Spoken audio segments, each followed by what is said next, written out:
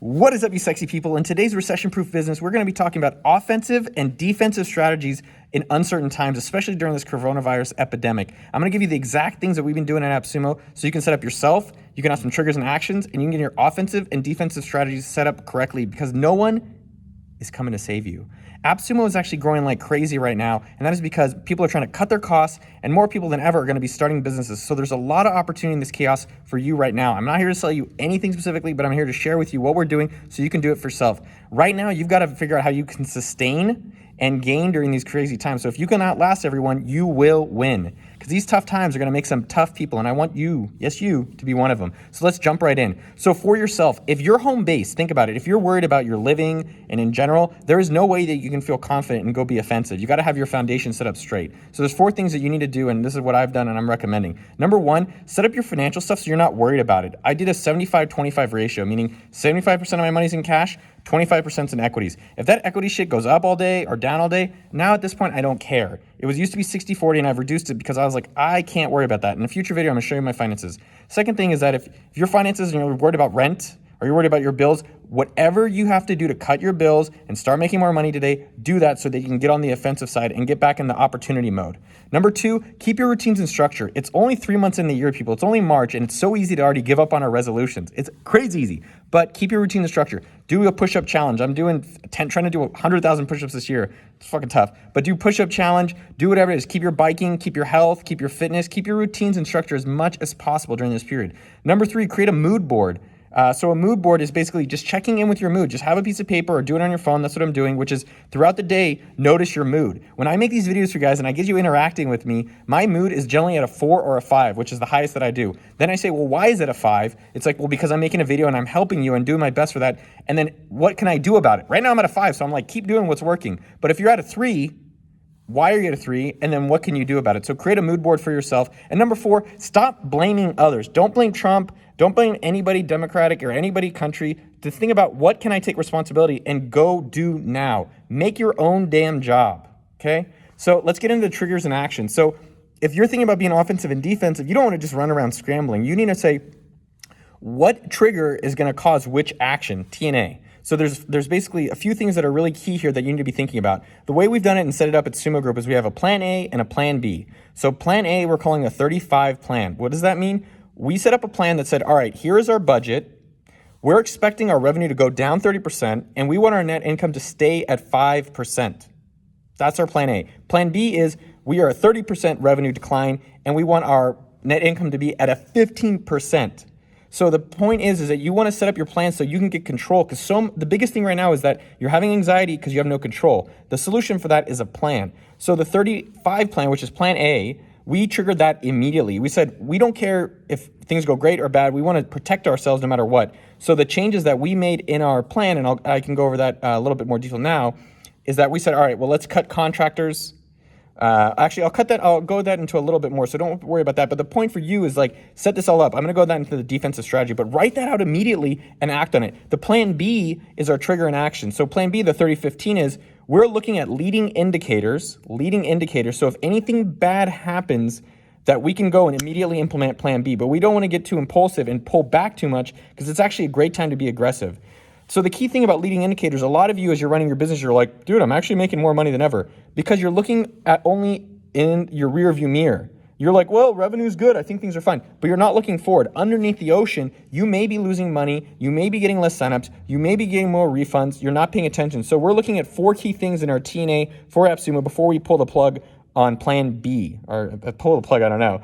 But number 1 is conversion rate. How is that trending? Is that up? Is that down? These are leading indicators. You don't want to be looking at your lagging indicators. Number 2, your refund rate. Number 3, email signups or lead rate. And number 4, a rolling 7-day revenue window. And so we are tracking this over every single day. We're looking at all 4 of these stats. And if we see anything really scary or coming up, we're going to implement plan B. But the biggest thing about this is because we have a plan, we've taken control back. So besides what happens in the outside world, we're doing our best to control this so we can actually grow aggressively. So I'll talk about, the plan, the 35, and like what changes we did on the defensive side in a little bit. But before that, though, I want to get on the offensive side. So if you're in your business, what are all the things that you could do offensively? Or if you're a freelancer, if you're in e-commerce, or in all these different things, what can you do offensively? So I'm going to share the exact things that we've done offensively to say, all right, how do we gain market share? How do we actually come out of this period bigger because this period will end. Where are you going to be when it ends? So number one, we launched the software fund. So for all the people who are struggling, or all the teachers, hospitality workers, loss of jobs, we created softwarefund.org. This is a project by Alona. I love it. It's $1 million worth of software so that people can get their businesses going or off the ground. That's softwarefund.org. We created a remote series. It's appsumo.com/remote/series.heysummit.com. We maybe need to get a shortcut for that one. But we launched a remote series where we're pulling all these experts in from fitness, from finance, from health, I already said that, from work, remote work, and all these different things, and saying, hey, let's try to provide as much content that's helpful, not just spray and pray, but put out a lot of helpful webinar and interview series from experts to help our customers. Number three, a lot of new email templates. Right? This limitation, right? The revenue limitation, the fear limitation, this is my favorite time because it creates creativity. More businesses are created during recessions that sustain than ever. It's amazing about to see all the businesses that are going to come out of this. But we're trying a bunch of new email templates out. This is trying to try the stuff that you've been thinking about. Number four, more blog content. We've gone from basically 1 to 2 posts a week to 9. And I'm telling you, and so we're going wild on saying, what are all the ways, not just like to do a bunch of stuff, but what are the most effective ways that we can help our Sumolings? What can we do to help our customer base? Number 5, more ad spend. CPCs are cheaper than ever.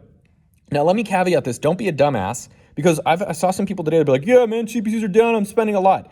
The thing you have to consider is that even though you're getting customers or signups are cheaper, those LTVs or spending lifetime value might be lower. You guys hear me with that? It might be lower. So you're getting the person for cheaper, but maybe they're spending less. So I would be cautious about going crazy on the ad spend, but I think this is a time with discipline to actually go and be aggressive on sponsoring newsletters and getting discounts, buying ads, negotiating your rates on the things like that. So go and keep ad spending. Next up is affiliates. If you have a customer base, you have a sales base. What does that mean? You have a sales team built into your product. So at sendfox.com, we've emailed our customers and we said, hey, we're thinking about an affiliate program. If you're looking to actually make more money, which everyone is right now, and you want to actually, you like what we're creating for email marketing, don't want to overpay, and you want a simpler tool than MailChimp or ConvertKit, go and you can actually sell for us. And so that's a great chance to turn your customers into your salespeople, and you'll help them make money. Next up is go reach out and help one person. It's so easy to just worry about yourself, but this is a great way offensively just to do good, no matter what. Number 8 is cross-promoting with other people. I saw Caleb do this from hemp. He's a hemp oil business. And he said, hey, I have a list of 5,000 or so CBD customers. If you have a business that's relevant, let's do a cross-promotion together. And so we're looking at that as well in AppSumo. Number 9 is offer to sell your customers potentially something new. So I know Suaves is doing this, but offensively, if they're not willing to buy your shoes or socks right now, they're willing to buy something else. So go and do that. Last up is offer gift cards and grab the cash. I know there's some controversy about restaurants are doing that or not. I am not certain if people are going to spend more or spend less. I don't know. But I think for you, if you can help the people and get more cash so that you can survive winter, I'm telling you, people are talking between 12 and 20 months of cash basis.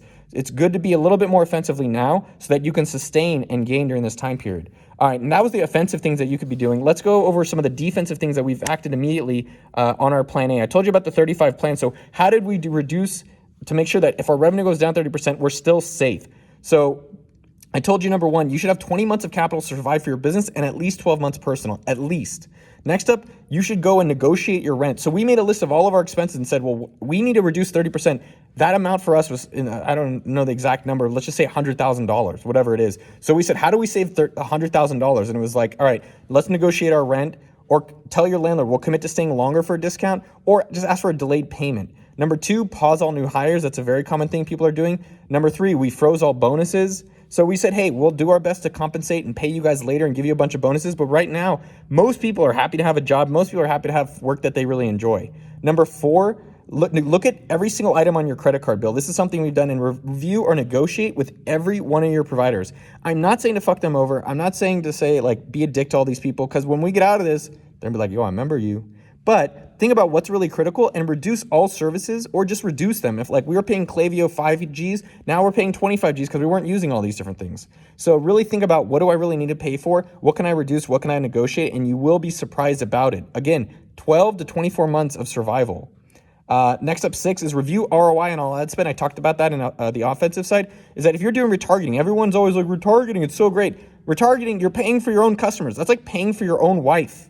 Of course, you're like, yeah, it's stupid. Don't do it. So what I'm suggesting there is that in your retargeting, exclude all your buyers. Just do it for people who visit your site that haven't bought.